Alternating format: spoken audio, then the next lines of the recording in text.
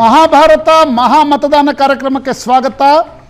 ನಮ್ಮ ಜೊತೆಗೆ ಬಿಜೆಪಿಯ ವಕ್ತಾರರಾಗಿರ್ತಕ್ಕಂಥ ಅಶ್ವಥ್ ನಾರಾಯಣ ಅವರಿದ್ದಾರೆ, JDS ವಕ್ತಾರ ಗಂಗಾಧರ ಮೂರ್ತಿಯವರಿದ್ದಾರೆ ಮತ್ತು ರಾಜಕೀಯ ವಿಶ್ಲೇಷಕ ಶಂಕರ್ ಶೆಟ್ಟರ್ ಇದ್ದಾರೆ.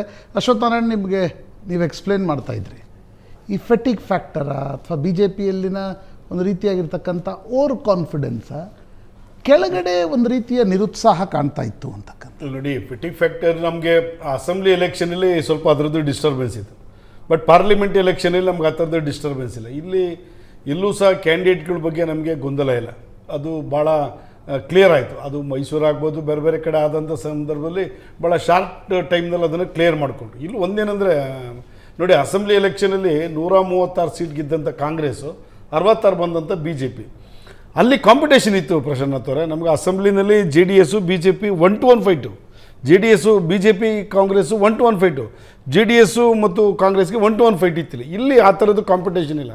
ನೀವು ನೋಡಿ, ಕೆಲವು ಕಡೆ ಎಲ್ಲ ಕಾಂಗ್ರೆಸ್ಗೆ ಕ್ಯಾಂಡಿಡೇಟ್ಗಳದೇ ಯಾರು ಮಾಡಬೇಕು ಅನ್ನೋಂಥದ್ದೇ ಕನ್ಫ್ಯೂಷನ್ ಆಯ್ತಲ್ಲಿ. ನಮಗಲ್ಲೇ ಒಂದೇನಾಗಿದೆ, ನಾನು ಆಗಲೇ ಮಾತಾಡುವಾಗಲೇ ಮೈಸೂರಿಂದ ನೀವು ತೊಗೊಂಬನ್ನಿ 14 ಕ್ಷೇತ್ರದ ಕ್ಯಾಂಡಿಡೇಟ್ಗಳನ್ನ ನೀವು ಲೆಕ್ಕ ಹಾಕೊಂಬನ್ನಿ, ನೀವು ಕಾಂಪಿಟೇಷನ್ ಕೊಡ್ತಾರಾ ನಮಗೆ ಅನ್ನೋಂಥದ್ದು ಪ್ರಶ್ನೆ ಬರ್ತದೆ. ನೀವು ಎಲ್ಲರೂ ತೊಗೊಂಬನ್ನಿ. ನೀವು ಬೆಂಗಳೂರು ಸೌತ್ ಆಗ್ಬೋದು, ಬೆಂಗಳೂರು ಸೆಂಟ್ರಲ್ ಆಗ್ಬೋದು, ಬೆಂಗಳೂರು ನಾರ್ತ್ ಆಗ್ಬೋದು, ಮೈಸೂರು ಆಗ್ಬೋದು, ಈಗ ಮಂಡ್ಯ ಆಗ್ಬೋದು. ಮಂಡ್ಯದಲ್ಲಿ ಕುಮಾರಸ್ವಾಮಿಯರೇ ಅಲ್ಲದೆ ಬೇರೆಯವ್ರ ಕ್ಯಾಂಡಿಡೇಟ್ ಆಗಿದ್ದರೆ ನಾವು ಒಂಚೂರು ಯೋಚನೆ ಮಾಡಬೇಕಾಗಿತ್ತು. ಆದರೆ ಕುಮಾರಸ್ವಾಮಿಯರೇ ಕ್ಯಾಂಡಿಡೇಟ್ ಆಗಿರೋದ್ರೆ ಪ್ರಚಾರ ಜೋರಾಗಿದೆ, ಇಬ್ಬರು ಕಾಂಪಿಟೇಷನಲ್ಲಿ ಕೆಲಸ ಮಾಡಿದರೆ ಎಲ್ಲವೂ ಆಗಿದೆ. ಅರೆ ಎಲ್ಲೋ ಕುಮಾರಸ್ವಾಮಿಯವ್ರ ಬಗ್ಗೆ ಲಾಸ್ಟ್ ಟೈಮು ನಿಖಿಲ್ಗೆ ನಾವು ಮೋಸ ಮಾಡಿದ್ವಿ ಅನ್ನತಕ್ಕಂಥದ್ದು, ಈ ಸಲ ಕುಮಾರಸ್ವಾಮಿಯವರಿಗೆ ಕೈ ಹಿಡಿಬೇಕು ಅನ್ನತಕ್ಕಂಥದ್ದು ಮುಂದೆ. ಕುಮಾರಸ್ವಾಮಿ ನಿಂತಿದ್ದು ಮೈಸೂರು ಮತ್ತು ಬೆಂಗಳೂರು ಗ್ರಾಮಾಂತರ ಮಂಡ್ಯಗೆ ತುಂಬ ಇಂಪ್ಯಾಕ್ಟ್ ಆಗಿದೆ BJPಗೆ ಮತ್ತು JDSಗೆ. ಹೀಗಾಗಿ ನಮಗೆ ಕಾಂಪಿಟೇಷನ್ಸ್ ಕಡಿಮೆ ಇದೆ. ಈ ಚಿಕ್ಕಬಳ್ಳಾಪುರ ಅಂಥದ್ದು ನಮಗೆ ಸ್ವಲ್ಪ ಟಫ್ ಇತ್ತು ಪ್ರಾರಂಭ ಹಂತದಲ್ಲಿ. ಈಗ ಚಿಕ್ಕಬಳ್ಳಾಪುರ ಕಳೆದ ಒಂದು 4-5 ದಿನದಲ್ಲಿ ತುಂಬ, ಅದು ನರೇಂದ್ರ ಮೋದಿಯವರು ಬಂದೋದ್ಮೇಲೆ ಚೆನ್ನಾಗಿ ಮ್ಯಾನೇಜ್ ಮಾಡಿದರೆ ಮೇಂಟೈನ್ ಆಗಿದೆ, ನಮಗೇನು ಸಮಸ್ಯೆನೇ ಇಲ್ಲ ಚಿಕ್ಕಬಳ್ಳಾಪುರದಲ್ಲಿ. ನೀವು ಆ ಕಡೆ ತುಮಕೂರು, ಚಿತ್ರದುರ್ಗ ಭಾಳ ಚೆನ್ನಾಗಿ ವರ್ಕೌಟ್ ಆಯಿತು. ಅದು ಮಾಧುಸ್ವಾಮಿ ಅವ್ರದ್ದು ಪ್ರಾರಂಭಿಕ ಹಂತದಲ್ಲಿ ಸ್ವಲ್ಪ ಡಿಸ್ಟರ್ಬೆನ್ಸ್ ಇತ್ತು. ಆಮೇಲೆ ಮಾಧುಸ್ವಾಮಿ ಅವರು ಸ್ಟ್ರೀಮ್ ಲೈನಿಗೆ ಬಂದರು. ಇನ್ನೊಬ್ಬರು ನಮ್ಮ XMLA ಭಾಳ ಆ್ಯಕ್ಟಿವ್ ಆಗಿ ಅವರು ವರ್ಕ್ ಸ್ಟಾರ್ಟ್ ಮಾಡಿಕೊಂಡು, ನಾನು ಹೋಗಿದ್ದೆ ಮೊನ್ನೆ ಒಂದು 2-3 ಪ್ಲೇಸಸ್ಗಳಲ್ಲಿ. ಸರ್ ಕಾಂಪಿಟೇಷನ್ ಇಲ್ಲ. ಪಾಪ ಮುದ್ದನ್ಮೇಗೌಡರದು ಲಾಸ್ಟ್ ಟೈಮ್ MP ಆಗಿದ್ದಾಗ ಅವ್ರು ಇದ್ದಂಥ ಒಂದು ಫೋರ್ಸು ಆ 5 ಇಯರ್ಸ್ ಗ್ಯಾಪಲ್ಲಿ ಇವತ್ತು ಆ ಫೋರ್ಸ್ ಇಲ್ಲ ಮುದ್ದನ್ಮೇಗೌಡರ ಫೋರ್ಸ್ ಇಲ್ಲ. ಅಲ್ಲಿ ಪ್ರಬಲವಾಗಿರ್ತಕ್ಕಂಥ ಇಬ್ಬರು ಮಂತ್ರಿಗಳಿದ್ರು, ಯಾರು ಪರಮೇಶ್ವರು ಮತ್ತು ರಾಜಣ್ಣ. ಏನೋ ಅಷ್ಟು ಅವ್ರದ್ದು ಫೋರ್ಸಲ್ಲಿ ಕಾಣ್ತಾ ಇಲ್ಲ. ಸೊ ಸೋಮಣ್ಣರಿಗೆ ಅಲ್ಲಿ ಈಸಿ ಆಗ್ತದೆ. ಚಿತ್ರದುರ್ಗದಲ್ಲಿ ಪ್ರಾರಂಭದಲ್ಲಿ ಗೋವಿಂದ ಕಾರಜೋಳರಿಗೆ ಸ್ವಲ್ಪ ಕಾರ್ಯಕರ್ತರಲ್ಲಿ ನಮಗೆ ಸೀಟು, ಚಂದ್ರಪ್ಪವ್ರಿಗೂ ನಮ್ದು ಇದ್ದಂಥ ಗೊಂದಲ. ಆಮೇಲೆ ಅದೊಂದು ಸ್ಟೀಮ್ ಲೈನಿಗೆ ಬಂದು ಗೋವಿಂದ ಕಾರಜೋಳ ತುಂಬ ಚೆನ್ನಾಗಿ ಚುನಾವಣೆಯನ್ನು ಮಾಡಿದ್ದಾರೆ. ಆ ಥರದ್ದೇನು ನಮಗೆಲ್ಲೂ ಟಫ್ ಇದೆ ಅಂತ ನಮಗೇನು ಅನಿಸಿಲ್ಲ. ಈ ಎಲ್ಲಿ ಕಾಂಪಿಟೇಷನ್ ಇರುತ್ತೆ ಎಲೆಕ್ಷನ್ ಹಿಡಿದಿರೋ ರೀತಿ ಕಾಣಿಸ್ತದೆ. ಕಾಂಪಿಟೇಷನ್ BJPಗೆ ಕಾಂಪಿಟೇಷನ್ ಇಲ್ಲ ಈ ಸಲ ಚುನಾವಣೆ 14 ಕ್ಷೇತ್ರದಲ್ಲಿ ಇಲ್ಲ. ನೀವು ಮಂಗಳೂರಿಗೆ ಬನ್ನಿ, ಚುನಾವಣೆ ಅಲ್ಲಿ ಪರ್ಸೆಂಟೇಜ್ ಓಟು ಜಾಸ್ತಿ ಆಗಿದೆ. ನೀವು ನಮಗೆ ಅಲ್ಲಿ ಒಂದು ರಿಸಲ್ಟು ಫಸ್ಟ್ ಡಿಕ್ಲೇರ್ಡ್ ಸೀಟ್ ಆಗಿ ನಮಗೆ ಕಾಣುತ್ತೆ ಅಲ್ಲಿ ಮಂಗಳೂರಲ್ಲಿ. ಉಡುಪಿನಲ್ಲೂ ಅಷ್ಟೇ 76% ಏನೋ ವೋಟಿಂಗ್ ಆಗಿದೆ ಅಲ್ಲಿ ಉಡುಪಿ ಮತ್ತು ಚಿಕ್ಕಮಂಗ್ಳೂರಲ್ಲಿ. ನಮಗೇನಾಗಿದೆ ಅಂದರೆ ಕಾಂಗ್ರೆಸ್ಸಿಂದ ಮತ್ತು ಪ್ರಬಲವಾಗಿ ವಿರೋಧ ಇಲ್ಲ ಅಂದಾಗ ಮತ್ತು ಈ ಸಹಜವಾಗಿ ಇದೊಂದು ಮೋದಿಯ ಚುನಾವಣೆ ಅನ್ನತಕ್ಕಂಥ ಒಂದು ವಾತಾವರಣ ಕ್ರಿಯೇಟ್ ಆಗಿದೆ.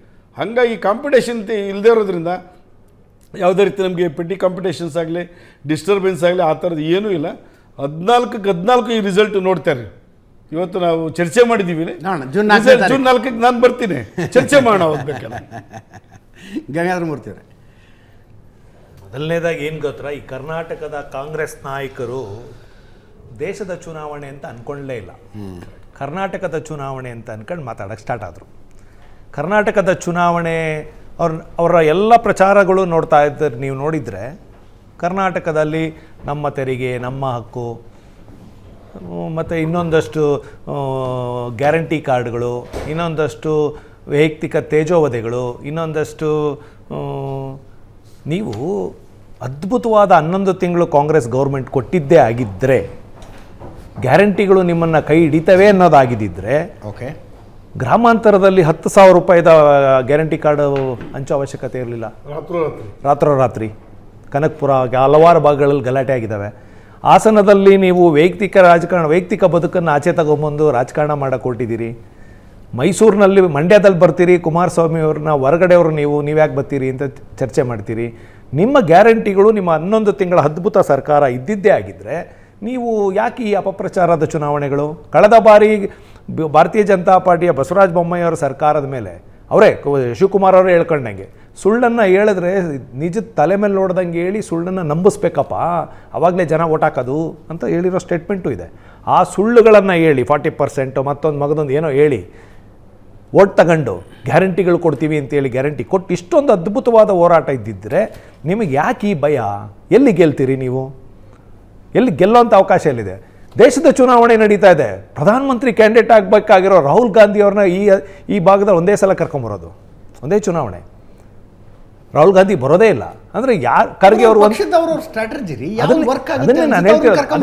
ಕರ್ನಾಟಕದ ಚರ್ಚೆ ಮಾಡ್ತಾರೆ. ಅದನ್ನೇ ನಾನು ಹೇಳ್ತಿರೋದು. ಕರ್ನಾಟಕದ ನಾಯಕರು ಕರ್ನಾಟಕದ ಚುನಾವಣೆಯನ್ನ ಲೋಕಸಭಾ ಚುನಾವಣೆ, ದೇಶದ ಲೋಕಸಭಾ ಚುನಾವಣೆ ಅಂತ ಅನ್ಕೊಂಡಿದ್ದಾರೆ. ಇದಲ್ಲ. ಪಕ್ಕದಲ್ಲಿರೋ ತಮಿಳುನಾಡು ಮೇಕೆದಾಟು ವಿಚಾರ ಮಾತಾಡೋದೇ ಬೇರೆ. ಯು ಪಿನಲ್ಲಿ ಇಲ್ಲಿರೋ ಗ್ರಾಂಟನ್ನು ತೊಗೊಂಡೋಗಿ ತೆರಿಗೆನ ಯು ಪಿನಲ್ಲಿ ಕೊಡ್ತಾರ್ರಿ. ಯು ಪಿನಲ್ಲಿ 80 ಸೀಟ್ ಇದೆ ಸ್ವಾಮಿ. ಕಾಂಗ್ರೆಸ್ ಓಟ್ ಬೇಡವಾ ಹಂಗಾರಲ್ಲಿ? ಯಾವ ರೀತಿ ಚುನಾವಣೆ ಮಾಡಕ್ಕೆ ಕೊಟ್ಟಿದ್ದೀರಿ ಅಂದರೆ ಅವ್ರ ತಲೆಯಲ್ಲಿ ಏನು ಅಂತಂದರೆ ರಾಷ್ಟ್ರದಲ್ಲಿ ಕಾಂಗ್ರೆಸ್ಸು ಮುಗಿದೋಗಿದೆ, ರಾಷ್ಟ್ರ ಮಟ್ಟದಲ್ಲಿ ಕಾಂಗ್ರೆಸ್ಸನ್ನು ಯಾವ ಕಾರಣಕ್ಕೂ ಮೇಲೆ ಎತ್ತಕ್ಕಾಗೋದಿಲ್ಲ. ಆ ಕಾರಣಕ್ಕೆ ಕರ್ನಾಟಕದಲ್ಲಾದರೂ ಒಂದು 10-8 ಸೀಟ್ ಗೆದ್ಕೊಂಡು ಸ್ವಲ್ಪ ನಾವು ಸ್ಟ್ರಾಂಗ್ ಇದ್ದೀವಿ ಅಂತ ತೋರಿಸ್ಕೊಳ್ಳೋಕೆ ಹೊರಟಿದ್ದಾರೆ ಅನ್ನೋದು ಬಿಟ್ಟರೆ ಈ ದೇಶದ ಚುನಾವಣೆಯನ್ನು ಮೋದಿಯವ್ರನ್ನ ಎದುರಿಸ. ಅದರಲ್ಲೂ ಇನ್ನೊಂದು ಅದ್ಭುತ ಏನು ಅಂತಂದರೆ ಅವ್ರಿಗೆ ಭಾಳ ಕಷ್ಟಕ್ಕೆ ಸಿಕ್ಕಾಕೊಂಡಿದ್ದು JDS ಒಂದು ಕಡೆ ಇರುತ್ತೆ, BJP ಜೊತೆ ಅಲಯನ್ಸ್ ಆಗಲ್ಲ, BJP ಜೊತೆ ದೇವೇಗೌಡರು ಯಾವ ಕಾರಣಕ್ಕೂ ಒಪ್ಕೊಳ್ಳಲ್ಲ ಅನ್ನೋ ಮನಸ್ಥಿತಿಲಿ ಇದ್ದರು. ಯಾವಾಗ ದೇವೇಗೌಡರು ಒಪ್ಪಿಗೆ ಕೊಟ್ಟು BJP ಜೊತೆ NDA ಅಲಯನ್ಸ್ಗೆ ಹೋದ್ವಿ ನಾವು, ಕರ್ನಾಟಕದಲ್ಲಿ ದೇವೇಗೌಡರ ಶಕ್ತಿ, ದೇಶದಲ್ಲಿ ಮೋದಿಯವರ ಶಕ್ತಿ ಎರಡೂ ಕರ್ನಾಟಕದ ಮೇಲೆ ಅತಿ ದೊಡ್ಡ ಪರಿಣಾಮ ಬೀರಿದೆ. ದೇವೇಗೌಡರು ಇಟ್ಟಿರ್ತಕ್ಕಂಥ ಮತ ಬ್ಯಾಂಕು ಇವತ್ತಿನವರೆಗೂ ಆ ಪಾರ್ಟಿಯ ಜನತಾದಳದ JDSನ ದೇವೇಗೌಡರ ಮತ ಬ್ಯಾಂಕು, ಅದರ ಜೊತೆಗೆ ಮೋದಿಯವರ ಮತ ಬ್ಯಾಂಕು ಸೇರ್ಕೊಂಡಿದ್ದ ತಕ್ಷಣ ಅದು ನಮಗೆ ವಿಚಲಿತರಾದರು ಕಾಂಗ್ರೆಸ್ಸವರು. ಇದು ಭಾರಿ ಕಷ್ಟದ ಕೆಲಸ. ಸೋತಿರೋ ಚುನಾವಣೆ ನಾನು ಹೇಳ್ತಿರೋದು, MLA ಸೋತಿದ್ದೀವಲ್ಲ ಮೊನ್ನೆ, JDS ಆ್ಯಂಡ್ BJP ಮತ ಪ್ರಮಾಣ ಏನು ತಗೊಂಡಿದ್ದೀವಿ ಅದನ್ನು ಟ್ಯಾಲಿ ಮಾಡೋಕ್ಕಾಗಲ್ಲ ಅವ್ರ ಕೈಲಿ. ಸೋತಿರೋದು, ನಾನು ಗೆದ್ದಿರೋದಲ್ಲ ನಾನು ಹೇಳ್ತಾ ಇರೋದು. ಉದಾಹರಣೆಗೆ ತುಮಕೂರಲ್ಲಿ 4,70,000 ನಾವು ತೊಗೊಂಡಿದ್ದೀವಿ, 4,28,000 BJP ತೊಗೊಂಡಿದೆ. ಸೋತಿರೋ ಚುನಾವಣೆ ನಾನು ಹೇಳ್ತಿರೋದು. ಕಾಂಗ್ರೆಸ್ ಗೆದ್ದಿರೋ ಚುನಾವಣೆ 4,95,000. ಅಂದರೆ ಯಾರು ಗೆಲ್ತೀವಲ್ಲಿ? ಸೋತಿರೋ ಚುನಾವಣೆನೇ ಓಟ್ ಹಾಕೊಳ್ಳೋಣ ಬೇಡ. ಹಾಗಾಗಿ ಭಾರತೀಯ ಜನತಾ ಪಾರ್ಟಿ ಮತ್ತೆ JDS ಕರ್ನಾಟಕದಲ್ಲಿ ಗೊತ್ತ್ರಿ, ಈ ಮ್ಯಾಥ್ಸ್ ನಂಬರ್ಸ್ ಇಟ್ಕೊಂಡು ರಾಜಕಾರಣ ನಡೆಯೋದಕ್ಕಾಗೋದಿಲ್ಲ. ನಾವು ಮ್ಯಾಥ್ಸ್ ಜೊತೆಗೆ ಒಂದೇ ನಿಮಿಷ ಕಾರ್ಯಕರ್ತರು ಒಂದೇ ನಿಮಿಷ ನಾನೇ ಆನ್ಸರ್ ಕೊಟ್ಬಿಡ್ತೀನಿ. JDS ನ ಮತಗಳನ್ನ BJP ಕ್ಯಾಂಡಿಡೇಟ್ಸ್ ಎಷ್ಟರ ಮಟ್ಟಿಗೆ ಶಿಫ್ಟ್ ಮಾಡಿಸುವಲ್ಲಿ ನೀವು ಯಶಸ್ವಿ ಆಗ್ತೀರಿ ಅದನ್ನೇ ಕೇಳಿ. ಒಂದೇ ನಿಮಿಷ. ಮ್ಯಾಥಮೆಟಿಕ್ಸ್ ಜೊತೆಗೆ ಮೋದಿಯವರು ಮತ್ತೆ ದೇವೇಗೌಡರು ಸೋಷಿಯಲ್ ಇಂಜಿನಿಯರಿಂಗು ಇದೆ. ಯಾವ ಕ್ಯಾಸ್ಟ್ ಕ್ಯಾಂಡಿಡೇಟ್ ಅನ್ನ ಅಲ್ಲಿ ಹಾಕಿದ್ರೆ ಯಾರು ಗೆಲ್ಲಿಸ್ಬೋದು ಅನ್ನೋದು ಸೋಷಿಯಲ್ ಇಂಜಿನಿಯರಿಂಗು ಇದೆ. ಈಗ ಉದಾಹರಣೆಗೆ ನಿಮ್ಮ ಕಣ್ಣೆದುರುಗಡೆ ಎಲ್ರಿಗೂ ಆಶ್ಚರ್ಯ ಆಯಿತು, ಏನು ಮಂಜುನಾಥ್ ಅವ್ರನ್ನ BJPಯಿಂದ ಯಾಕೆ ನಿಲ್ಲಿಸಿದ್ರು? ಇದು ಸ್ಟ್ರಾಟಜಿ. This is strategy. ತುಮಕೂರಲ್ಲಿ ಸೋಮಣ್ಣ ಅವ್ರನ್ನ ಯಾಕೆ ಕ್ಯಾಂಡಿಡೇಟ್ BJPಯಿಂದ ಮಾಡೋದು? ನಮ್ಮಲ್ಲಿ ಭಾಳ ಆಫರ್ ಇತ್ತು, ಸೋಮಣ್ಣ ಅವ್ರನ್ನ JDSಯಿಂದ ನಿಲ್ಸೋಣ ಅಂತ. ಬೇಡ ಅಂದರು ದೇವೇಗೌಡರು, ಬೇಡ ಅಲ್ಲೇ BJP ನಿಲ್ಲಿಸಿ ಗೆಲ್ಸೋಣ ಅಂದರು. ಇದು ನಮ್ಮ ಬರೀ ಮ್ಯಾಥಮೆಟಿಕ್ಸ್ ಇಟ್ಕೊಂಡಿಲ್ಲ ನಾವು, ಸೋಷಿಯಲ್ ಇಂಜಿನಿಯರ್ ಮ್ಯಾಥಮೆಟಿಕ್ಸ್ ಇಟ್ಕೊಂಡು ಕಾಂಗ್ರೆಸ್ ಜೊತೆ ಎಲೆಕ್ಷನ್ ಮಾಡೋದ್ವಲ್ಲ ಗೌರ್ಮೆಂಟ್ ಇದ್ದು. ಒಳಗಡೆ ಅಲ್ಲ, ಅದು ಒಳಗಡೆ ಚುಚ್ಚಿಸ್ಕೊಂಡು ಬೆನ್ನಿಗೆ ಚುಚ್ಚಿಸ್ಕೊಂಡು ಹಿಂದೆಗಡೆಯಿಂದ ಒಡೆಸ್ಕೊಂಡು ಅದು ಆ ಇಂಜಿನಿಯರಿಂಗ್ ಗೊತ್ತಿರಲ್ಲ ನಮಗೆ. ಇಲ್ಲೂ ಚುಚ್ಚಿದ್ರ BJP? ಖಂಡಿತವಾಗೂ ಇಲ್ಲ, ಎಲ್ಲೂ ಇಲ್ಲ. ದೇವೇಗೌಡರೇ ಮೊನ್ನೆ ಹೇಳಿದ್ರು ಏನಂತ, BJPಯ ಕೆಲ ನಾಯಕರು ಕೆಲಸ ಮಾಡಲಿಲ್ಲ ಅನ್ನೋದು ನನಗೆ ಒಂದೇ ದಿವಸಕ್ಕೆ ಸರಿ ಹೋಯ್ತು. ಅದು ಹಾಸನಲ್ಲಿ ಒಂದು ಸ್ಟೇಟ್ಮೆಂಟ್ ಮಾಡಿದ್ದು ನಿಜ, ಅದು ಮಾರನೇ ದಿವಸನೇ ಸರಿ ಹೋಯ್ತು. ಮಾರನೇ ದಿವಸನೇ ಸರಿ ಹೋಗಿ ಅವರು ಚುನಾವಣೆ ಭಾಗವಹಿಸಿದ್ರು. ಎಲ್ಲೂ ಇಲ್ಲ. ಇಡೀ ಕರ್ನಾಟಕದಲ್ಲಿ ಎಲ್ಲೂ ಕೂಡ ಭಾರತೀಯ ಜನತಾ ಪಾರ್ಟಿಯ ವರ್ಕರ್ಸ್ ಇಂದ ಹಿಡಿದು ಲೀಡರ್ವರೆಗೂ ಬ್ಯಾಕ್ ಸ್ಟಾಪ್ ಇಲ್ಲ. JDS ಇಂದನೂ ಎಲ್ಲೂ ಕೂಡ ಅವ್ರಿಗೆ ಬ್ಯಾಕ್ ಸ್ಟಾಪ್ ಇಲ್ಲ. ಎಲ್ಲದಕ್ಕಿಂತ ಹೆಚ್ಚಾಗಿ ವೋಟರ್ಸು ಅಲ್ಲ ಕಾರ್ಯಕರ್ತರು ಮೊದಲು ಒಂದಾಗಿದ್ದಾರೆ. ಬಟ್ ಹಾಸನದಲ್ಲಿ ಚುಚ್ಚಿದ್ದೆ ಯಾರು ಚುಚ್ಚಿಲ್ಲ. BJP ಅವರ ಕಾಂಗ್ರೆಸ್. ಒಂದೇ ನಿಮಿಷ. ಹಾಸನಲ್ಲಿ ನಮಗೆ ಏನು ಹೆಸರು ಹೇಳ್ಬಿಡ್ತೀನಿ, ಮುಚ್ಚುಮರೆ ಏನಿಲ್ಲ, ಪ್ರೀತಮ್ ಗೌಡರು ನಮಗೆ ಸಹಾಯ ಮಾಡ್ತಿಲ್ಲ, ಚುನಾವಣೆಗೆ ಬರ್ತಿಲ್ಲ ಅನ್ನೋದು ಒಂದು ಕಂಪ್ಲೇಂಟು. ಆ ಕಂಪ್ಲೇಂಟನ್ನು ಇವತ್ತು ಬೆಳಗ್ಗೆ ನಾವು ಮಾಡಿದಾಗ ರಾತ್ರಿಗೆ ಸರಿ ಹೋಯ್ತದು. ಅವರೇ ಬಂದು ಮಾರನೇ ಸಭೆ ಕ್ಯಾಂಪೇನ್ ಮಾಡಿ ಅವ್ರ ಕಾನ್ಸ್ಟಿಟ್ಯೂನ್ಸಿನೆಲ್ಲ ಕ್ಯಾಂಪೇನ್ ಮಾಡಿ ಅವ್ರ ವರ್ಕರ್ಸ್ನೆಲ್ಲ ಜೊತೆಗೆ ಬಿಟ್ಟು ಕೆಲಸ ಮಾಡಿದ್ರು. ರೇವಣ್ಣರಿಗಿಂತ ಜಾಸ್ತಿ ಹೊಳೆ ನರಸೀಪುರದಕ್ಕಿಂತ ಜಾಸ್ತಿ ಒಂದು ಓಟ್ ನಮ್ಮ ಕೊಡಿಸ್ತೀನಿ ಅಂದ್ರೆ ಹೊಳೆ ನರಸೀಪುರದಲ್ಲಿ ಬರಲ್ಲ ಅಂತ ಹೇಳ್ತಾ ಇದ್ದಾರೆ ಅವರು. ಅದು ನಿಮ್ಗೆ ಅರ್ಥ ಆಗಲಿಲ್ಲ. ಈಗ ಒಂದ್ ನಿಮಿಷ, ಹಂಗಲ್ಲ. ಹೊಳೆ ನರಸೀಪುರದಲ್ಲಿ ಅಪೋಸಿಟ್ ಅಂದ್ರೆ ನಿಮ್ ತಂದೆ ಕಾನ್ಸ್ಟಿಟ್ಯೂನ್ಸಿ ಎಷ್ಟು ಲೀಡ್ ತಗೊಂಡು ಬರ್ತೀರಾ ನೋಡೋಣ ಅನ್ನೋ ತರ ಇತ್ತದು ಪ್ರೀತಮ್ ಗೌಡ್ರದ್ದು. ಬೇರೆ ಬೇರೆ ತಗೋಬಹುದು. ಎಲ್ಲ ಹೇಳಿದ್ರಲ್ಲ ಅರ್ಥ ಏನಿದೆ ಗೊತ್ತಾ? ಹೇಳಿದ್ರಲ್ಲ ಅರ್ಥ ಏನಿದೆ? ಹೊಳೆ ನರಸೀಪುರದಲ್ಲಿ ಕಾಂಗ್ರೆಸ್ ಎಗೇನ್ಸ್ಟ್ ನಮಗೆ ಬಿಜೆಪಿ ಅಲ್ಲ. ಸೆಕೆಂಡ್ ಪ್ಲೇಸಲ್ಲಿ ಇರೋದು ಕಾಂಗ್ರೆಸ್, ಅಲ್ಲಿ ನಮ್ಮ ಓಟ್ ಕಮ್ಮಿ ಆಗ್ತದೆ. ಇಲ್ಲಿ ಬಿಜೆಪಿ ಅಂಡ್ JDS ಸೋತಿರೋದು ಬಿಜೆಪಿ ಪ್ರೀತಮ್ ಗೌಡ್ರು, ಫಸ್ಟ್ ಪ್ಲೇಸಲ್ಲಿ ನಮ್ಮ ಸ್ವರೂಪು. ಅವೆರಡು ಓಟ್ ಸೇರಿದ್ರೆ ಏನಾಗ್ಬೋದು? ಅವು ಸಹಜವಾಗಿ 5,000 10,000 ಓಟ್ ಜಾಸ್ತಿನೇ ಆಗುತ್ತೆ. ಇವೆಲ್ಲ ಪ್ರಶ್ನೆಗಳು, ಜಗತ್ತಿನ ಪ್ರಶ್ನೆಗಳು. ಹಾಗಾದರೆ ಹೀಗಾದರೆ ಅಂತಿಮವಾಗಿ ಏನಾಯ್ತು ಅಂತ ಗೊತ್ತಾಗಲ್ಲ. ನಮ್ಮ ಖಂಡಿತವಾಗಿ ಈ 14 ಗೆಲ್ತೀವಿ. ನೋಡ್ತಾ ಇರಿ, ಕರ್ನಾಟಕದಲ್ಲಿ 28ರಲ್ಲಿ 5 ದಾಟಲ್ಲ ಕಾಂಗ್ರೆಸ್. ಇವತ್ತು ಬರೆದಿಟ್ಕೊಳ್ಳಿ, 5 ದಾಟ್ಬಿಟ್ರೆ ಅವ್ರ ಸಮೀಕ್ಷೆ ನಮ್ದಲ್ಲ. ಬಹಳ ಜನ ಅವರ ಸಮೀಕ್ಷೆ ಮಾಡಿಸ್ತಿದ್ದಾರೆ. ಮೊನ್ನೆ ಸಿದ್ದರಾಮಯ್ಯವರು, DK ಶಿವಕುಮಾರ್ ಒಂದಷ್ಟು ಸಮೀಕ್ಷೆ ಮಾಡಿಸ್ತಿದ್ದಾರೆ. ಯಾರು ಮಾಡ್ತಿದ್ದಾರೆ ಅಂತ ನಿಮಗೂ ಗೊತ್ತು, ನಮಗೂ ಗೊತ್ತು. ಅದರಲ್ಲಿರೋ ನಮಗೂ ಸ್ನೇಹಿತರಿದ್ದಾರೆ, ನಿಮಗೂ ಸ್ನೇಹಿತರಿದ್ದಾರೆ. ಅವ್ರ ಪಾಪ ಅವ್ರದ್ದುಗಳು ಏನೇ 5ರ ಮೇಲೂ ತೊಗೊಂಡೋಗಿ ಮುಂದೆ ಬರೆಯೋಕ್ಕಾಗ್ತಿಲ್ವಂತೆ ಅವ್ರಿಗೆ. 5ರ ಮೇಲೆ 6ರ ಮೇಲೆ ಬರೆಯೋಕ್ಕಾಗ್ತಿಲ್ಲಂತೆ ಅಂತ ಪರಿಸ್ಥಿತಿ ಇದೆ. ಶಂಕರ್ ಗಾದ್ ವರ್ಕನ ತಗೊಂಡಿದ್ದಾರೆ ಕಾಂಗ್ರೆಸ್ನಿಂದ. ಏನು ಸರ್ 5ರ ಮೇಲೆ ಬರೆಯೋಕೆ ಆಗ್ತಿಲ್ಲ ಅಂತ ನಿಮ್ಮ ಮಾತಾಡಿದ್ದು ಕೇಳಿ ಅದು ಥರ ಸಹಜವಾಗಿ ನೀವು ನಗ್ತಾ ಇದ್ರೆ ನಮಗೂ ನಗು ಬರ್ತಾ ಇದೆ. ಅದೇನೋ ಸ್ನೇಹಿತರು ಅಂತ ಹೇಳಿದ್ರೆ ಅದು ಹೆಸರು ಹೇಳ್ಬಿಟ್ರೆ ಸಂತೋಷನ. ಅದು ಯಾರು ಅಂತ ನಮಗೂ ಗೊತ್ತಿಲ್ಲ ಸ್ನೇಹಿತರು ಯಾರು ಅಂತ. ಆದರೆ ಒಂದು ನಾನು ಮಾತಾಡೋದು ಶುರು ಮಾಡ್ಲಿಕ್ಕೆ ಮುಂಚೆ ಇವತ್ತು ಮತದಾನ ಮಾಡಿದವ್ರಿಗೆಲ್ಲ ಧನ್ಯವಾದಗಳನ್ನ ಹೇಳ್ತೀನಿ. ಆದ್ರೂ ಬೆಂಗಳೂರಿನಲ್ಲಿ ಇವತ್ತು ತೀರಾ ಬೇಸರವಾದ ಸಂಗತಿ, ವೆರಿ ಲೋ ಪರ್ಸೆಂಟೇಜ್. ಇನ್ನೂ ನಮ್ಮವ್ರು ಯಾವಾಗ ಮನಸ್ಸು ಮಾಡ್ತಾರೋ ಅನ್ನೋದು ಗೊತ್ತಿಲ್ಲ. ನೀವು ಯಾವುದೊಂದು ಕಡೆ ಇಂಡಿಕೇಶನ್ ಏನಂದ್ರೆ ನಿಮ್ಮ ಸಿಟ್ಟಿಂಗ್ MP ನಿಮ್ಗೆ ಬೇಜಾರಾಗಿ ಇವ್ರನ್ನ ಬದಲಾಯಿಸಲೇಬೇಕು ಅನ್ನುವ ಮನಸ್ಥಿತಿಗೆ ಜನ ಬಂದಿದ್ರೆ ಹೆಚ್ಚಿನ ಸಂಖ್ಯೆಯಲ್ಲಿ ಬಂದು ವೋಟ್ ಮಾಡ್ತಾರೆ. ಹಂಗಾಗಿಲ್ಲ, ಆದ್ರಿಂದ ಎಕ್ಸಿಸ್ಟಿಂಗ್ MP ಜೊತೆ ಖುಷಿಯಾಗಿದ್ದಾರೆ. ಇನ್ನು 7 ಗಂಟೆ ಮೇಲೆ ಕರೆಕ್ಟ್ ಆಗಿ ಬರ್ತದೆ. 4-5% ಜಾಸ್ತಿ ಆಗ್ಬೋದು ಅಷ್ಟೇ. ಅದೊಂದು ಕಡೆ. ಆದರೆ ನಾವು ಇವತ್ತೇನು 14 ಸೀಟು ಚುನಾವಣೆಗೆ ಹೋಗಿದೆ, 14ರಲ್ಲೂ ವಿ ಆರ್ ವೆರಿ ಕಾನ್ಫಿಡೆಂಟ್. ಒಳ್ಳೆ ರೀತಿ ಮತದಾನ ಆಗಿದೆ. ಎಲ್ಲ ಕಡೆಯೂ ನಮಗೆ 3 ಗಂಟೆ 4 ಗಂಟೆ ಸಮಯದಲ್ಲಿ ಬಂದಂಥ ಒಂದು ವರದಿ ಪ್ರಕಾರ ಎವ್ರಿಥಿಂಗ್ ಈಸ್ ಫೇವರಬಲ್. 4ನೇ ತಾರೀಕು ಏನು ಚುನಾವಣೆ ಫಲಿತಾಂಶ ಬರುತ್ತೆ ಅವತ್ತು ನಮ್ಮ ಸ್ನೇಹಿತರಾದಂಥ ಗಂಗಾಧರ್ ಗೌಡ್ರಿಗೆ ಉತ್ತರ ಬರ್ತದೆ. 5-6 ಅಂತ ಹೇಳ್ತಾ ಇದ್ದಾರಲ್ಲ, ಅವತ್ತು ಉತ್ತರ ಕೊಡ್ತದೆ. We are very confident of getting more than 20 seats ಇನ್ ಕರ್ನಾಟಕ. ನಾನು ಹೇಳಿದ್ನಲ್ಲ, ಹಾಲಿ MP ಬದಲಾಯಿಸಬೇಕು ಅಂತ ವ್ಯಾಖ್ಯಾನ ಮಾಡ್ಬೋದು. ಹೆಂಗೆ ಇನ್ನೊಂದು ವ್ಯಾಖ್ಯಾನ ಏನು? ಈಗ ನೀವು ಹೇಳೋದು ಹಾಲಿ MP ಬದಲಾಯಿಸಲೇಬೇಕು ಅಂತೇಳಿ. ಇವಾಗ ತೇಜಸ್ವಿ ಸೂರ್ಯ ಅವರು ಒಂದು ಕರೆ ಕೊಟ್ಟರು. ಬೆಳಗ್ಗೆ 11 ಗಂಟೆ ಒಳಗಡೆ ಬೆಂಗಳೂರು ದಕ್ಷಿಣದಲ್ಲಿ ಮ್ಯಾಕ್ಸಿಮಮ್ ಲಾಸ್ಟ್ ಟೈಮ್ ಏನು ಬಂದಿತ್ತು ಎಲ್ಲ ಕಡೆನೂ 10% ಇನ್ಕ್ರೀಸ್ ಆಗಿರಬೇಕು ಅಂತ. ಇವತ್ತು ಬಸವನಗುಡಿನಲ್ಲೇ we have had the least record. ಇವತ್ತು 3 ಗಂಟೆಗೆ 40% ಆಗಿರಲಿಲ್ಲ. ಅವ್ರಿಗೆ ಕೊಟ್ಟಿದ್ದ ಕರೆ ಮೇಲೆ ಸಿಕ್ಕಾಪಟ್ಟೆ ಆಗ್ಬೇಕಾಗಿಲ್ಲ. ನೀವು ಮಾತಾಡ್ಬೇಕಾದ್ರೆ ನಾನು ಅಡ್ಡ ಬರಲಿಲ್ಲ. 50% ಆಗಿರೋರ್ಗೆ ಒಂದು ಸಣ್ಣ ಮಾಹಿತಿ. ಈಗ ಬರ್ತಾ ಒಂದು ವಿಡಿಯೋ ನೋಡ್ಕೊಂಡ್ ಬರ್ತಾ ಇದ್ದೆ. ಯಾರೋ ಒಂದು ಹೆಣ್ಮಗಳು 1.5 ಲಕ್ಷ ರೂಪಾಯಿ ಖರ್ಚು ಮಾಡ್ಕೊಂಡು ಲಂಡನ್ನಿಂದ ಬಂದು ಮಂಡ್ಯದಲ್ಲಿ ವೋಟ್ ಹಾಕಿ, ನನ್ನ ಮತ ನನ್ನ ಹಕ್ಕು, ಅದಕ್ಕೋಸ್ಕರ ದೇಶಕ್ಕೋಸ್ಕರ ನಾನು ವೋಟ್ ಹಾಕ್ಲೇಬೇಕಿತ್ತು, ಬಂದು ವೋಟ್ ಹಾಕಿದ್ದೀನಿ ಅಂತ. ಆ ಹುಡುಗಿ ಹಾಕಿರೋ ಕಾದ್ರು ನಮ್ಮಲ್ಲಿ ಮನೇಲಿ ಮಲಗಿರೋರು ಬಂದು ಊಟ ಹಾಕ್ಬೋದು. ಆಸ್ಟ್ರೇಲಿಯಾದ ಮೆಲ್ಬರ್ನ್ ಇಂದ ಒಬ್ಬ ಬಂದಿದ್ರು. ಇಲ್ಲಿರೋರು ಬೇರೆ ಬೇರೆ ಊರಿಗೆ ರಜೆಗೆ ಹೋಗ್ತಾರಲ್ಲ, ಅಂತವ್ರಿಂದ ನಮಗೆ ಇಲ್ಲಿ ಸಮಸ್ಯೆ ಇರೋದು. ಅವರೆಲ್ಲ ಯಾವಾಗ ಮನ್ಸು ಮಾಡ್ತಾರ ಬಂದಿಲ್ಲ, ತಂದೆ ತಾಯಿ ನೋಡ್ಕೊಂಡ ಅಥವಾ ಮಾವ ನೋಡ್ಕೊಂಡು ಈ ಸಲ ಓಟ್ ಈ ಸಲ ವೋಟ್ ಆಗದೆ ಇರೋರಿಗೆ ನೆಕ್ಸ್ಟ್ ವೋಟಿಂಗ್ ಲಿಸ್ಟ್ ಅಲ್ಲೇ ತೆಗೆದಾಕ್ಬಿಡ್ಬೇಕು. ಏನು ಅವಶ್ಯಕತೆ ಇಲ್ಲ. ಐ ಥಿಂಕ್ DK ಶಿವಕುಮಾರ್ ಅವರು ಫಸ್ಟ್ ಟೈಮ್ ನಂಬರ್ಸ್ ಹೇಳಿದ್ರು, ಇಷ್ಟು ಸಂಖ್ಯೆ ಬರ್ತೀವಿ ಅಂತ. ವಿಧಾನಸಭಾ ಚುನಾವಣೆ ಸಂದರ್ಭದಲ್ಲಿ 136 ಅನ್ನುವ ಸಂಖ್ಯೆಯನ್ನು ಅವ್ರು ಹೇಳ್ತಾ ಬಂದರು. ಎಕ್ಸಾಕ್ಟಾಗಿ ಅಷ್ಟೇ ಬಂದರು. ಲೋಕಸಭಾ ಚುನಾವಣೆಯಲ್ಲಿ ನಂಬರ್ ಕೇಳಿದ್ರೆ ಇನ್ನೂ ನನ್ನ ಹತ್ರ ಡೀಟೇಲ್ ಬಂದಿಲ್ಲ. 14 ಕ್ಷೇತ್ರ ನಾನು ಕೇಳಿದೆ, ನಿಮ್ಮ ಎಲೆಕ್ಟ್ರಲ್ ಮೀಡಿಯಾದಲ್ಲಿ ನೋಡಿದೆ 14 ಕ್ಷೇತ್ರದಲ್ಲಿ ಎಷ್ಟು ಗೆಲ್ತೇವೆ, ನಾನು 10 ಗೆಲ್ತೇವೆ ಅಂತ ಹೇಳಿದ್ರು.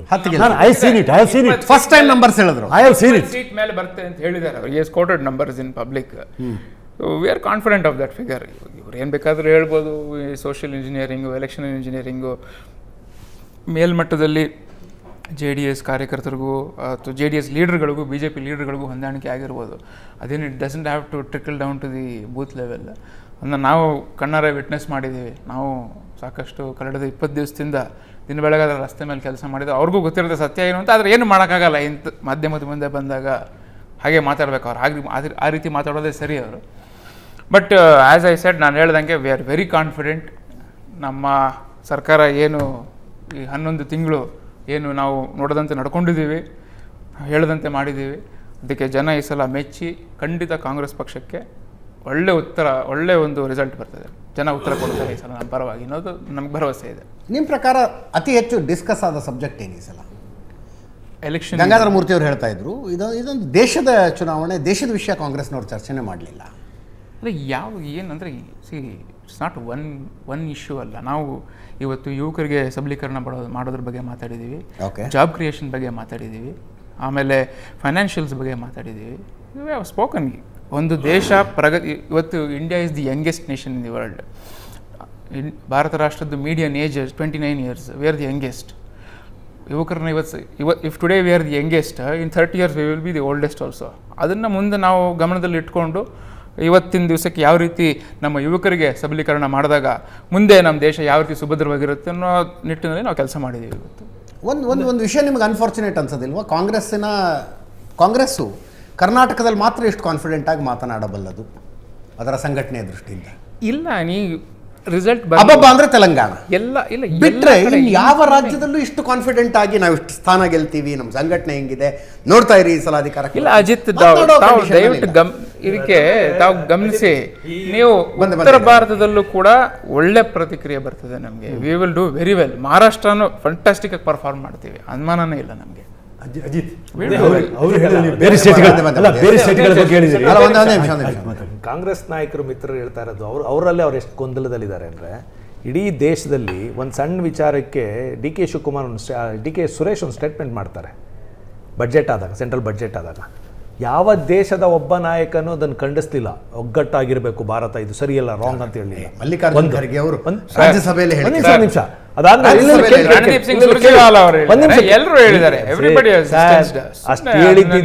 ಅದಕ್ಕೆ ನಾನು ಹೇಳ್ತಾ ಇರೋದು, ಅವರಿಬ್ರು ಹೇಳಿದ್ದನ್ನ ಇವ್ರು ಸೀರಿಯಸ್ ಆಗಿ ತಗೊಂಡಿದ್ದೀರಿ. ಇವತ್ತು ಕೂಡ ಮಾತಾಡ್ತಿದ್ದಾರೆ, ಮೊನ್ನೆ ಕೂಡ ಮಾತಾಡಿದ್ದಾರೆ ಶಿವಕುಮಾರ್ ಅಂಡ್ ಸುರೇಶ್. ಅದು ಸೀರಿಯಸ್. ನಿಮ್ ಮಾತಿಗೆ ಬೆಲೆ ಇಲ್ಲ ಅಂತ ಆಯ್ತು, ಅಲ್ಲಿಗೆ ಖರ್ಗೆ ಅವ್ರದ್ದು ಮತ್ತೆ ಸುರ್ಜಿವಾಲ ಬೆಲೆ ಇಲ್ಲ ಅಂತ ಆಯ್ತು. ಇವತ್ತು ಮಾತಾಡಿ ಅತಿ ಹೆಚ್ಚು ಕಾಂಗ್ರೆಸ್ ಫ್ಲಾಗ್ ಅನ್ನ ಶಾಲ್ ಹಾಕೊಂಡು ಓಡಾಡ್ತಾ ಇದ್ದ ಶಿವಕುಮಾರ್ ಕನ್ನಡದ ಹಾಕೊಂಡು ಓಡಾಡ್ತಿದ್ದಾರೆ ಇಡೀ ಚುನಾವಣೆ. ಎಲ್ಲರೂ ಅಬ್ಸರ್ವ್ ಮಾಡಿದ್ದಾರೆ. ಇವತ್ತು ಅದೇ ನಾನು ಹೇಳೋದೇನಂದ್ರೆ ಹಾಕೋಬಾರ್ದು ಅಂತ ಹೇಳ್ತೀನಿ. ಯಾಕೆ ಇದಕ್ಕೆ ಕನ್ನಡ ಪ್ರೀತಿ ಅಲ್ಲ? ನೀವ್ ಯಾಕೆ ಹಂಗಂದ್ರೆ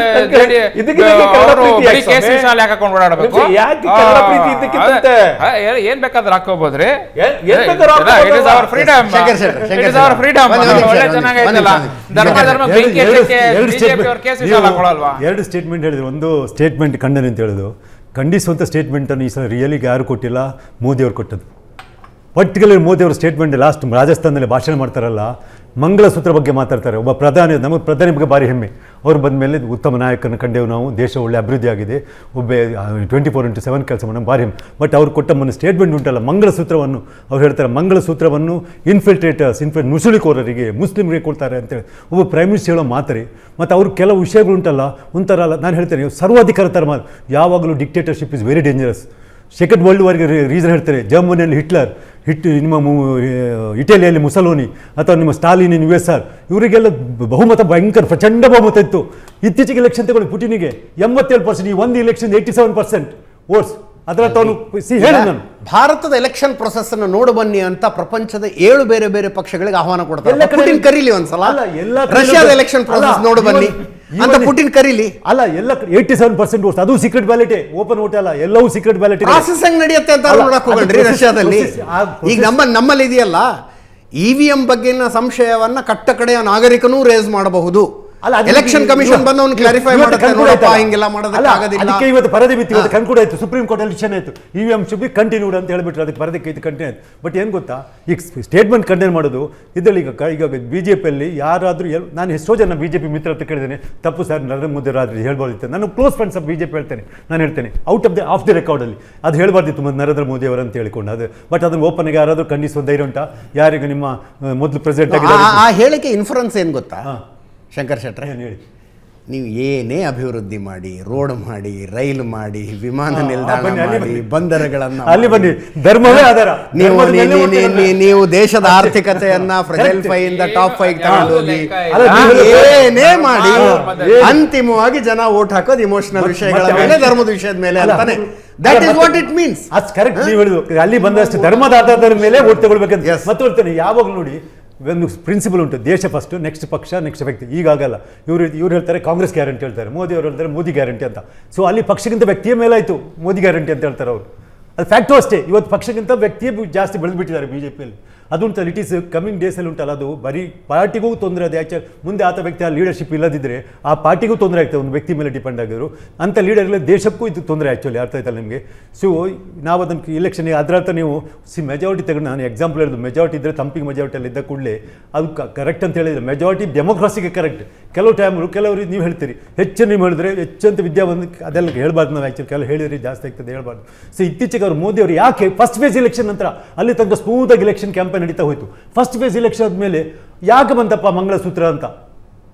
ಆ್ಯಕ್ಚುಲಿ ಇದು ಯಾರು ಬಿ ಜೆ ಪಿಯವರು ಅದನ್ನು ಒಪ್ಕೊಳ್ಳೋದಿಲ್ಲ. ಆ ಬಿ ಜೆ ಪಿಯವರು ಎತ್ಕೊಳ್ಳಿ. ನಮ್ಮ ದೇಶದ ಪ್ರಧಾನಿ ಅವರೇನು ಮುಸ್ಲಿಮ್ಸನ್ನು ದೇಶ ಪ್ರಜೆಗಳಲ್ವಾ? ಅದು ಬೇಕಾ ಇಲೆಕ್ಷನ್ ಕ್ಯಾಂಪೇನಲ್ಲಿ? ಅವರು ಎನ್ಯೋ is winning the election, is winning the thumping majority. ಎಲ್ಲ ರಿಸಲ್ಟ್ ಹೇಳ್ತಾ ಇದ್ದಾರೆ. ಎಲ್ಲ ಹೇಳ್ತಾರೆ. ಹಂಗಂತ ಅವ್ರು ಅನ್ಕೊಂಡು ಅಲ್ಲ, ಎಲ್ಲ ಗೊತ್ತಿದ್ದವರು ಯಾವ ಸರ್ವೆನ ಆ ರೀತಿ ಹೇಳ್ತಾರೆ. ನಾವು ಹೇಳೋದಲ್ಲ, ಸರ್ವೆಗಳು ಹೇಳೋದು. ಆ ಟೈಮಲ್ಲಿ ಇಂಥ ಸ್ಟೇಟ್ಮೆಂಟ್ಗಳು ಯಾಕೆ ಬೇಕು ಅಂತ. ಪ್ರಶಾಂತ್, ಆ ಸ್ಟೇಟ್ಮೆಂಟಿನ ಅರ್ಥ ಅದೇ ಅಲ್ವಾ?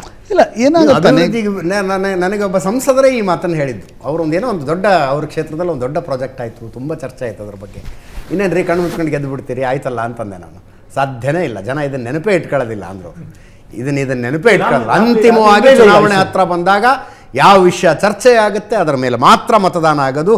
ಇದನ್ನು ನಂಬ್ಕೊಂಡು ನಾನೆಲ್ಲ ಗೆಲ್ತೀನಿ ಅನ್ನೋ ಭ್ರಮೆಯಲ್ಲಿ ಇರೋದಿಲ್ಲ ಅಂದಿದ್ರು ಆ ಸಂಸದರು ನನಗೆ. ಎಸ್ ಪ್ರಶಾಂತ್, ಅದು ನನಗನ್ಸುತ್ತೆ ನೋಡಿ, ನೀವು ಎಷ್ಟೇ ಭಾರತದ ರಾಜಕಾರಣದಲ್ಲಿ ಇದನ್ನು ಅನೇಕ ಬಾರಿ ನೋಡಲಾಗಿದೆ. ಒಂದು ಇಲೆಕ್ಷನ್ ನೀವು ಅಭಿವೃದ್ಧಿಯಿಂದ ಗೆದ್ದು ಬಿಡ್ಬೋದು, ಎರಡನೇ ಇಲೆಕ್ಷನ್ಗೆ ನೀವು ಗೋಲ್ ಪೋಸ್ಟ್ ಚೇಂಜ್ ಮಾಡಬೇಕಾಗತ್ತೆ. ನೀವು ಮೋದಿಯವರ 2002 ಹಿಂದೂ ಹೃದಯ ಸಾಮ್ರಾಟ್, 2007 ಗುಜರಾತ್ ಮಾಡೆಲ್, 2012 ಇಲ್ಲಿ ಗೆಲ್ಸಿದ್ರೆ ದಿಲ್ಲಿಗೆ ಹೋಗ್ತೀನಿ ಅಂತಕ್ಕಂಥದ್ದು. ಇಲ್ಲೂ ಕೂಡ ನೀವು ನೋಡಿ 2014ರಲ್ಲಿ ಮೂಡ್ ಏನಿತ್ತು, ಕಾಂಗ್ರೆಸ್ಸನ್ನು ಸೋಲಿಸ್ಬೇಕು ಅನ್ನುವ ಮೂಡ್ನಲ್ಲಿ ಮೋದಿ ಗೆದ್ದು ಬಂದರು. 2019ರಲ್ಲಿ ಪುಲ್ವಾಮಾ ಬಂತು, ಕಾಕತಾಳೀಯವಾಗಿ ಪುಲ್ವಾಮಾ ಬಂತು. 2019ರಲ್ಲಿ ಅದು ಲಾಭ ಆಯಿತು. 2024ಕ್ಕೆ ಬಂದಾಗ ಈಗ ನಿಮ್ಮ ಶ್ರೀರಾಮ 370 ಇದೆಲ್ಲವೂ ಕೂಡ ಹಿಂದುತ್ವದ ಮತದಾರರನ್ನು ಹಿಡಿದಿಟ್ಕೊಂಡಿದೆ. ಆದರೆ ಅನೇಕ ಬಾರಿ ನನಗನ್ಸಿದ್ದು ರಾಜಸ್ಥಾನದ ಸ್ಟೇಟ್ಮೆಂಟ್ ಹಿಂದೆ ನೀವು ಈ ಮೂರು ಸಂಗತಿಗಳನ್ನು ಪೊಲಿಟಿಕ್ಸ್ನಲ್ಲಿ ಕೊನೆ ಕ್ಷಣದವರೆಗೆ ಗೇಜ್ ಮಾಡೋಕ್ಕಾಗಲ್ಲ. ಯಾವುದು? ದುಡ್ಡಿನ ಮಹತ್ವ ಮತ್ತು ಪ್ರಾಬಲ್ಯ. ದುಡ್ಡು ಹೆಂಗೆ ಯಾರಿಗೆ ಎಲ್ಲಿ ಹೊಡೆಯುತ್ತೆ ನಿಮ್ಗೆ ಗೊತ್ತಾಗಲ್ಲ. Correct correct. ಅಂದರೆ ನೀವು 10,000 ಅಂತರ ಇದ್ದರೆ ಕೊನೆಗೆ ಹೊಡೆಯೋದು ದುಡ್ಡು. ಎರಡನೇದು ಜಾತಿ. ನಿಮ್ಗೆ ಎಲ್ಲಿಂದ ಈಗ ನೋಡಿ, ಸಿದ್ದರಾಮಯ್ಯನವರು ಯಾವ್ಯಾವ ಕ್ಷೇತ್ರಕ್ಕೆ ಹೋಗಿದ್ದಾರೆ, ನಾವು ಅದನ್ನು ಬೇಕಾದ್ರೆ 2023ರ ಡೇಟಾ ತೆಗೆಸಿ ಚರ್ಚೆ ಮಾಡೋಣ. ಅಲ್ಲಿ ಕುರುಬರ ವೋಟಿಂಗ್ ಪ್ಯಾಟರ್ನ್ ಏನು, ಯಡಿಯೂರಪ್ಪ ಎಲ್ಲೆಲ್ಲಿ ಹೋಗಿಲ್ಲ ಅಲ್ಲಿ ಲಿಂಗಾಯತರ ವೋಟಿಂಗ್ ಪ್ಯಾಟರ್ನ್ ಏನು, ಡಿ ಕೆ ಶಿವಕುಮಾರ್ ಎಲ್ಲೆಲ್ಲಿ ಹೋಗ್ತಿದ್ದಾರೆ ಅಲ್ಲಿ ಒಕ್ಕಲಿಗರ ವೋಟಿಂಗ್ ಪ್ಯಾಟರ್ನ್ ಏನು, ಇದನ್ನು ಸೂಕ್ಷ್ಮವಾಗಿ ನೋಡಬೇಕಾಗತ್ತೆ. ಮೂರನೇ ಇದನ್ನೂ ಹೊಡೆದು ಹಾಕುವ ಶಕ್ತಿ ಇರೋದು ಧರ್ಮಕ್ಕೆ. ನನಗನ್ಸುತ್ತೆ ನರೇಂದ್ರ ಮೋದಿ ಪದೇ ಪದೇ ಕಳೆದ 1 ವಾರದಿಂದ ಮಂಗಲಸೂತ್ರದಿಂದ ಹಿಡಿದು ಬೇರೆ ಬೇರೆ ವಿಷಯಗಳನ್ನು ಕೆದಕಿ ತರ್ತಾ ಇರ್ತಕ್ಕಂಥದ್ದು. ಒಂದು ನಾವೇನು ಚರ್ಚೆ ಮಾಡಿದ್ವಿ ಆಗ, ಕಾಂಪ್ಲಿಸೆನ್ಸಿ ಬಿ ಜೆ ಪಿಯ ಕಾರ್ಯಕರ್ತರಲ್ಲಿದೆ, ಒಂದು ರೀತಿ ಫೆಟಿಕ್ ಫ್ಯಾಕ್ಟರ್ ಕೆಲ ಬಿ ಜೆ ಪಿಯ ಮತದಾರರಲ್ಲಿದೆ. ಅದನ್ನು ಹೊಡೆದು ಹಾಕುವ ತಂತ್ರದ ಭಾಗವಾಗಿ ಅದನ್ನು ನರೇಂದ್ರ ಮೋದಿ ತರ್ತಾ ಇದ್ದಾರೆ ಅಂತ ನನಗನ್ಸುತ್ತೆ. ಮೋದಿ ಏನೇ ಮಾತಾಡಿದ್ರು ಏನೇ ಮಾಡಿದ್ರು ಲೆಕ್ಕಾಚಾರ ಇಲ್ಲದೆ ಮಾಡಿರಲ್ಲ ಅಂತ ನೋಡಿ. ಅಂತಲ್ರಿ ಡಿ ಕೆ ಶಿವಕುಮಾರ್, ಈಗ ನೋಡಿ ಡಿ ಕೆ ನೀವು ಬಜೆಟ್ ದಿನ ನಾವು ಇಲ್ಲಿ ಕುತ್ಕೊಂಡು ಚರ್ಚೆ ಮಾಡ್ತಾ ಇದ್ವಿ. ಡಿ ಕೆ ಸುರೇಶ್ ಒಂದು ಹೇಳಿಕೆಯನ್ನು ಕೊಟ್ಟರು. ಸರಿ, ಅದು ಹೈಪ್ ಆಯಿತು, ಅದು ನೀವು ಈಗ ನಾನು ಅದ್ರ ಬಗ್ಗೆ ಚರ್ಚೆ ಮಾಡಲ್ಲ. ಡಿ ಕೆ ಸುರೇಶ್ ಏನು ಹೇಳಿದರು, ಇಲ್ಲ ದಕ್ಷಿಣ ಭಾರತಕ್ಕೆ ಇದೇ ರೀತಿ ಅನ್ಯಾಯ ಆಗ್ತಾ ಹೋದರೆ ನಾವು ಪ್ರತ್ಯೇಕ ರಾಷ್ಟ್ರವನ್ನು ಕೇಳೋದು. ಅಂದರೆ ಒಂದು ಹೈಪನ್ನು ಕ್ರಿಯೇಟ್ ಮಾಡಿದಾಗ ಕರ್ನಾಟಕ, ಕೇರಳ ಡಿಸ್ಕಸ್ಡ್ ಇನ್ ಡೆಲ್ಲಿ. ನಿರ್ಮಲಾ ಸೀತಾರಾಮನ್ ಇಲ್ಲದ್ರೆ ಬಂದು ಉತ್ತರವನ್ನು ಕೊಡ್ತಿದ್ರ. ನಂಬರ್ 1. ಇಡೀ ಚುನಾವಣೆಯಲ್ಲಿ ನೋಡಿ ಸಿದ್ದರಾಮಯ್ಯ ಮತ್ತು D K Shivakumar that is strategy. ನಾನು ಅದನ್ನು ತಪ್ಪು ಸರಿ ಅಂತ ನಾವು ಇವತ್ತು ಚರ್ಚೆ ಮಾಡೋಕ್ಕಾಗಲ್ಲ. ಡಿ ಕೆ ಶಿವಕುಮಾರ್ ಮತ್ತು ಸಿದ್ದರಾಮಯ್ಯನವರ ಸ್ಟ್ರಾಟಜಿ ಏನಿತ್ತು, ನರೇಂದ್ರ ಮೋದಿ ಇರಲಿ ಬಿ ಜೆ ಪಿ ಇರಲಿ ನಮ್ಮ ಪಿಚ್ಚಿಗೆ ಬಂದು ಬ್ಯಾಟಿಂಗ್ ಆಡಲಿ, ನಾವು ಬೌಲಿಂಗ್ ಹಾಕ್ತೀವಿ, ಅವ್ರು ಬ್ಯಾಟಿಂಗ್ ಆಡಲಿ. ನರೇಂದ್ರ ಮೋದಿ ಅವ್ರದ್ದು ಏನಿತ್ತು, ಕರ್ನಾಟಕ ಅಂದರೆ ನೋಡಿ ಎಲ್ಲೂ ಕೂಡ ಕೆಲ ಉತ್ತರಗಳನ್ನು ಕೊಟ್ಟಿದ್ದು ಬಿಟ್ಟರೆ, ಈಗ ಬರ ಪರಿಹಾರ, ಕೃಷ್ಣ ಬೈರೇಗೌಡರು, ಸಿದ್ದರಾಮಯ್ಯವರು ಪದೇ ಪದೇ ಆ ಪ್ರಶ್ನೆಯನ್ನು ಎತ್ತಾ ಇದ್ರು. They are right in there. ನೋಡಿ, that is political strategy. Narendra Modi ಏನು ಮಾಡ್ತಾ ಇದ್ರು, ನನ್ನ ಪಿಚ್ಚಲ್ಲಿ ಬಂದು ನೀವು ಬ್ಯಾಟಿಂಗ್ ಮಾಡಿ ನಾನು ಬೌಲಿಂಗ್ ಹಾಕ್ತೀನಿ ನೋಡಿ ಅಂತ. ಈ 2 ಪಿಚ್ಗಳಲ್ಲಿ ಕೊನೆಗೆ ಮತದಾರ ಯಾರನ್ನು ಅಪ್ಕೊಳ್ತಾನೆ ಅನ್ನೋದು ಮುಖ್ಯ.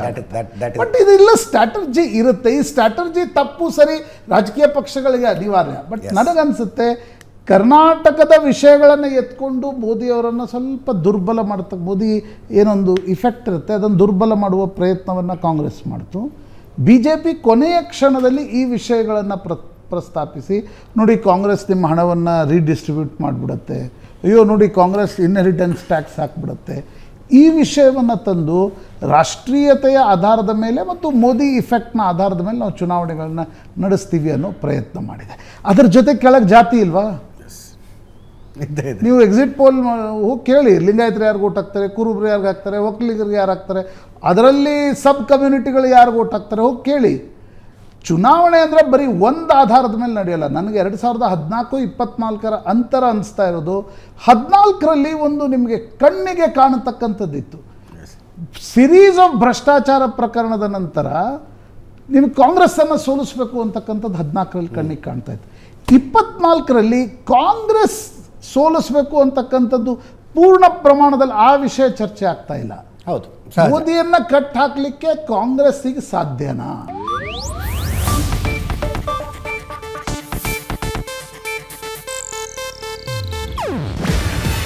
ಇದು ಏಷ್ಯಾನೆಟ್ ನ್ಯೂಸ್ ನೆಟ್ವರ್ಕ್ ಪ್ರಸ್ತುತಿ. ನೀವು ನೋಡ್ತಿದ್ದೀರಾ ಏಷ್ಯಾನೆಟ್ ಸುವರ್ಣ ನ್ಯೂಸ್.